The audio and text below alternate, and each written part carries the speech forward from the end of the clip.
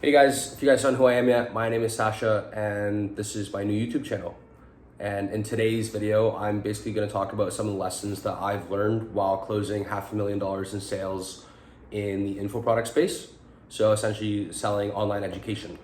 So the first lesson I guess that I've learned is that your first opportunity that you get on is most likely not going to be your last.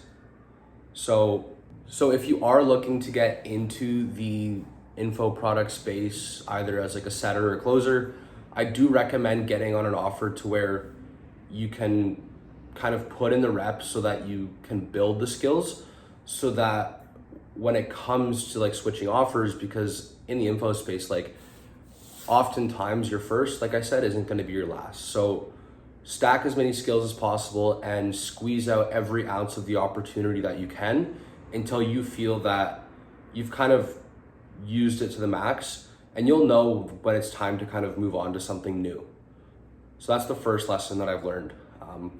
The second lesson of basically closing $500,000 in sales is that a good closer on a bad offer is gonna still make less money than a bad closer on a great offer. Just because it simply comes down to numbers. If you're not getting a lot of calls or the marketing is out of whack and you're a very skilled closer, because sales is a numbers game where you need to take calls with qualified people, well, by math, if like a below average closer is still taking a lot of sales calls and they have an offer that has good marketing, gets their students good results, then they're probably going to make more money than someone who, even though they're very skilled, they're not in a vehicle that's going to get them to, making the same amount of money as, say, the worst closer. If you guys don't know what the info product space is that you're watching, it's basically you're selling online education, and it's at a higher ticket price, between the $2 to sometimes up to $100,000 programs. So my program was $6,800. Our students got great results, but some of them just don't have the money. And because of that, you still want to onboard people, because a healthy pipeline is a pipeline that has a lot of people in it. So just because someone doesn't have the $6,800 to pay right now, you're able to split it up into payment plans. So oftentimes with, on most offers, if they're not going to pay in full, you're going to get, split pays or sometimes even 3 pays. And the biggest thing is that because you're collecting like online, like a lot of the time you're going to collect most of it, but you're never guaranteed those split pays. So what I learned was that it's basically a skill deficiency thing if you're not collecting enough money on the spot, because people will make it work if they really want to make it work. So I think the biggest thing moving forward for myself is that I need to basically become a more skilled closer to where I just collect more money up front.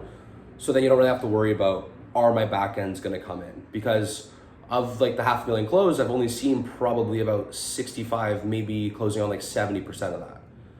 So you want to get paid for your work, and it's not guaranteed in the info space. Another lesson that I've learned while closing $500,000 in info sales is that some things get inconsistent at times. Like you could have 10 calls on your calendar every single day for a week, and then there's tweaks, there's changes in the marketing, or you're not able to onboard as many students and your call flow could literally be deleted.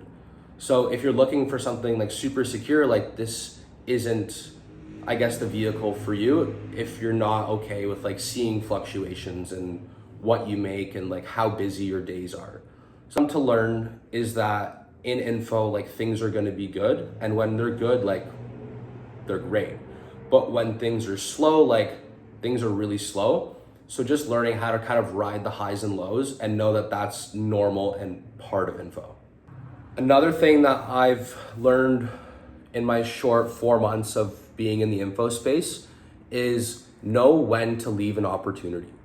Because like I've said, like your first opportunity is not your last, but you also need to decide when it's time to move on to the next one. Because my mentor, he's basically told me that no opportunity is better than a bad opportunity.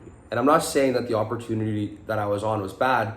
I'm just saying that you kind of know when it's time to move on to the next thing, to where you don't feel that it's serving you, you don't feel like you're progressing or getting better. And when you have that gut feeling that's telling you to move on to the next opportunity, don't wait. Don't kind of pretend that things are going to get better if there's no sign that they are. And make that decision quick, because your gut usually never lies, that it knows when something's not right. So trust your gut instinct if you feel like it's time to just go on to your next opportunity, because opportunities are endless. So when you're getting your first one, and this is in my instance, was kind of hard to leave, and maybe I stayed on it too long. But once you've been on an opportunity long enough and you've built skills, you can kind of get an opportunity anywhere you want, and you can be a lot more selective than when you're first getting into the space. So now I feel that I've built up a level of skill to where it's transferable to like offer to offer, as opposed to you kind of take whatever you can get when you're starting. But when you have a little bit of experience and you've built up a resume, you can kind of go wherever you want to a certain extent. And I feel that's where I currently am. So I'm currently in the midst of basically deciding which opportunity I'd like to go on, as opposed to basically taking any opportunity that I can get. I'm being more selective to what's aligned with what I'm looking to get out of an opportunity, the culture, the actual product, and what we're selling, and what we're actually helping people with. I can be more selective on that now, because I have experience and I've built up a certain level of skill that is now more desirable for other offer owners who are going to be more willing to take me onto their team as opposed to a beginner. And then the last thing that I've kind of learned in the last 4 months, and after closing $500,000 in sales, is that hire a mentor. So I've hired a mentor pretty early on, and now I'm continuing to hire mentors, because if someone is where you want to be, that means that they know something you don't. They've gone through things you haven't been. So if you aren't where you want to be right now, well, then you need to do something different to get you where you've never been. And that, in my instance, is hiring a mentor and learning from their experience and having access to their network, so that I can get closer to where I want to be. Why I think you need to hire a mentor is they're much further along, they have more experience, they know things you don't, and they also can hold you accountable to get you closer to where you want to be. Because it's really easy to get complacent to where you are, and that's because you don't really have anyone setting a standard for you other than yourself. So being in proximity to people who are further along than you set a higher standard, to where it's kind of disrespectful to them if you don't get closer to where you want to be or up your standard, which is why I recommend whatever industry you're in, that you leech onto someone and find a mentor, whether you're willing to work for free or you're willing to pay down with money. Either way, the money is just going to compound itself. And the last thing on why you need to hire a mentor is because if you're preaching to people that they need to make a change, they need to do something different to get different results, well, you need to practice that as well. Because if you're not practicing what you preach, the law of reciprocity is going to wear off very quickly. And if you can't do what you say, what you ask of others to do, then why should they do it in return to you?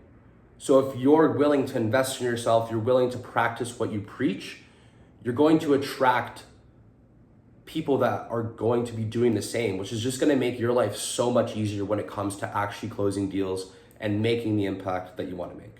So yeah, guys, that's a couple of lessons that I've learned after closing $500,000 in info product sales. I don't think I'm done by any means. I think I've just started, but I want to kind of post this for all of the beginners who are looking to get into it, or give you guys like the kind of the no fluff of like what it actually is if you're considering getting into it. And then also something for myself to look back on, to like kind of seeing where you started and then kind of documenting the journey as you get closer to like where you eventually want to be. So I guess I'll do the cheesy like, comment, subscribe. If you guys want to see more of these, or you guys have any ideas of what you'd want to see if you're kind of getting into the space or you're also in the space, feel free to like, comment, subscribe, and drop a comment below for any ideas for future videos. Peace.